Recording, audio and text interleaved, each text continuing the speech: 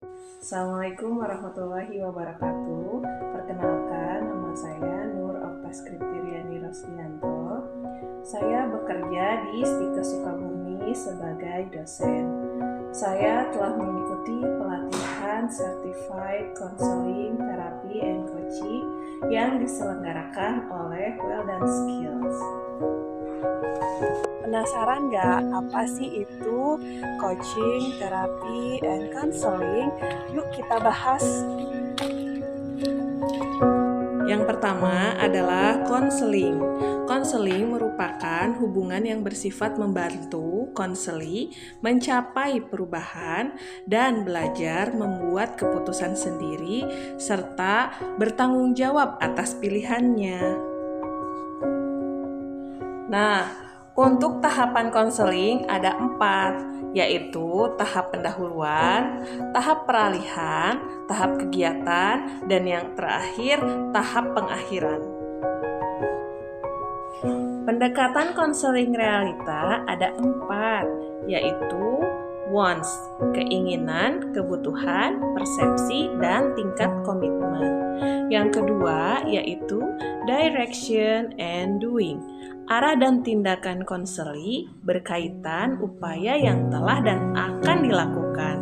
Yang ketiga yaitu evaluation, di mana evaluasi diri, evaluasi keinginan, dan komitmen terhadap tujuan. Yang keempat, planning and commitment, perencanaan baru dan komitmen konseli untuk memenuhi kebutuhannya. Nah, yang kedua adalah terapi. Cung di sini yang merasa stres. Sebetulnya apakah stres itu kita butuhkan? Nah, ternyata stres merupakan bagian dari risiko ketika kita menetapkan tujuan hidup. Apa saja sih hal yang memicu stres? Yang pertama, mengalami tegang atau tekanan mental. Yang kedua, frustasi, kecewa, terlalu ambisius. Yang ketiga, ada konflik, kecemasan, atau sulit menentukan dua pilihan. Yang keempat, kejadian mendadak di luar kemampuan kita. Nah, apa saja terapi yang bisa kita terapkan? Yuk sini kita bagi-bagi informasi. Nah, untuk mengatasi stres, kita bisa menerapkan beberapa terapi. Yang pertama, terapi suara, terapi pijat, terapi nutrisi, terapi herbal, terapi doa, dan terapi meditasi. Nah, lalu bagaimana resep hidup sehat? Nah, kita harus rutin memaafkan dan mengikhlaskan. Lalu bagaimana ya cara healingnya? Nah, caranya kita ucapkan dengan kalimat sebagai berikut ini. Ya Allah, meskipun saat ini sebutkan apa yang sedang dirasakan oleh tubuh, namun saya ikhlas ya Allah, dan untuk kembali pulihnya kesehatan saya pasrahkan kesembuhan saya hanya kepadamu. Itu kalimat healingnya.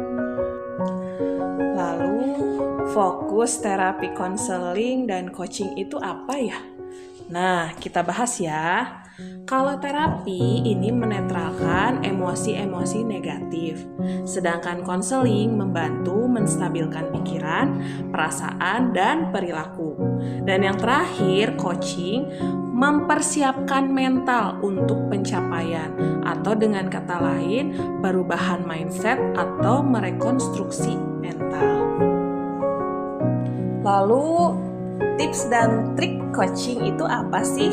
Yang pertama, fokus pada coaching itu bukan merupakan solusi.